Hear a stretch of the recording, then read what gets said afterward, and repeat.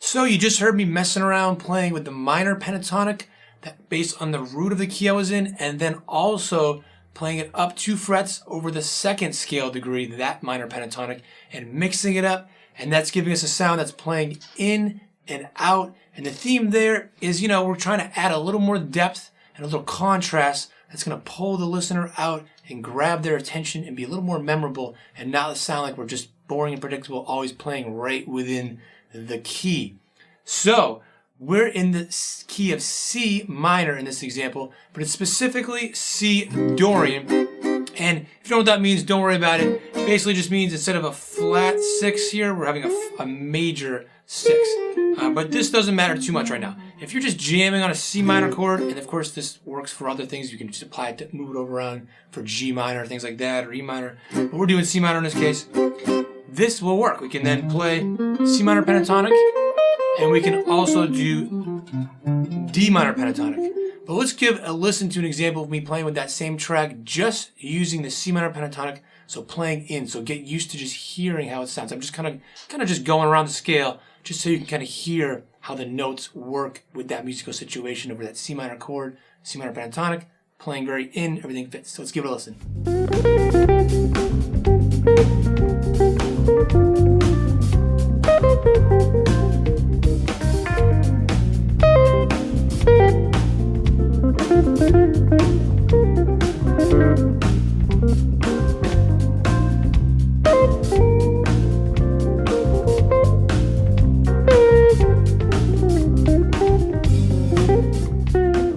So we're going to look at some techniques a little later about how we can have conversations with these scales and a specific scale shape that I use myself in it. But for now, let's just look at this one right here, C minor pentatonic, right?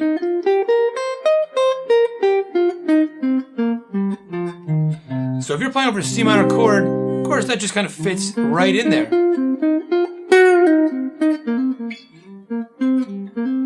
Right? And that kind of is something that just, it works real well.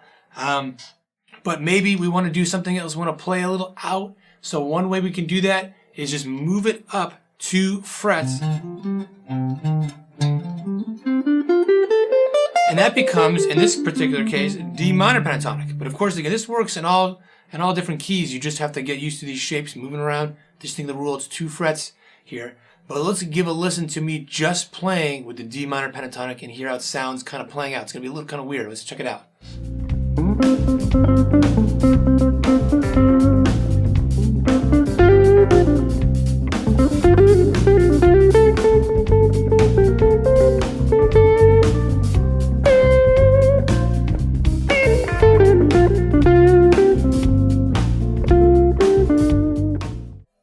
So that sounds a little weird, to look a little more deeply at it. What is going on? If we're playing here, if we're in the key of C minor here, or C Dorian, we're just playing against that C minor chord. The D is a second in relation to C, because here's our C, so second. And then this F is a 4th, we got a 5th, and we have a major 6th. So the characteristic notes, so the C and the G are just in the C minor chord already. That's the root of the 5th.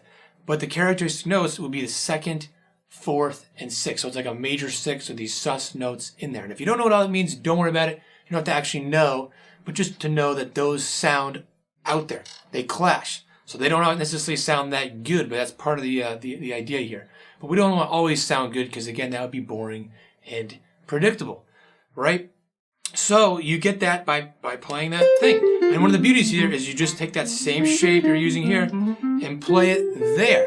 So let's listen to one more example here using this unique scale shape that I'll get to afterwards, explaining what it is, and mixing up, going between the C minor pentatonic and the D minor pentatonic, and see how it kind of sounds with that. So not just doing one or the other, but going back and forth and mixing them together. Let's hear how it sounds.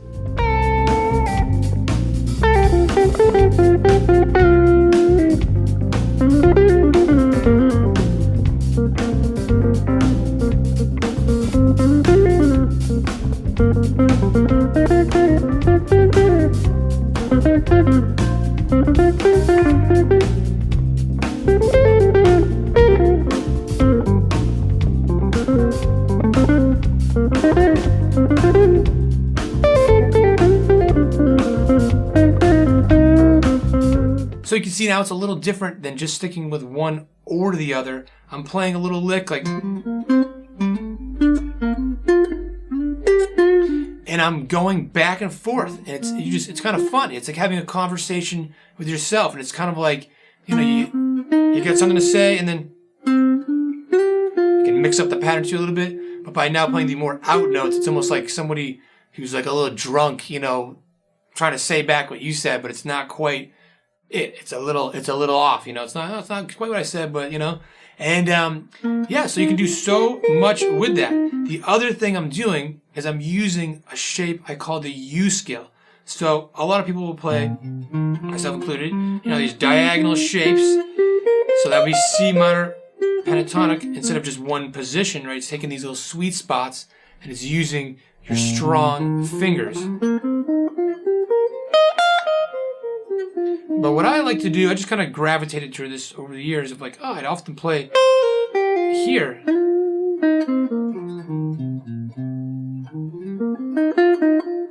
So instead of going up with this one, I'll sometimes go down here, and that really keeps it to all 2 frets, because here this one spot you've got here, it's just 1 fret, but here it's all 2 frets. But so now if you use that with the D minor pentatonic here, and I just call it the U shape too because it looks like a U. It's almost perfect. This one note right here throws it a little off, but otherwise it'd all be, you know, 2 frets per string. This one has 3 frets. But if we're using the D minor pentatonic,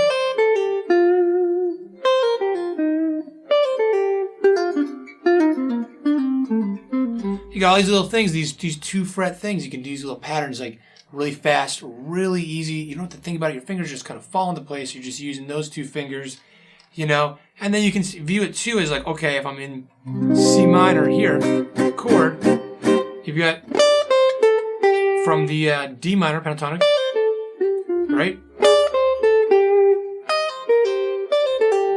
So now C minor pentatonic, D minor pentatonic, you know. You can move it around like that and see how they kind of overlap over one another and stuff. So if that stuff's helpful to you, you want to try it out yourself, I got the backing track right over here. You can just play along with all this stuff and mess around with it. And if you want to check out another video, you know, your guitar with you, check out this one over here. YouTube thinks that you're going to like it. So check it out, and I'll see you in the next video.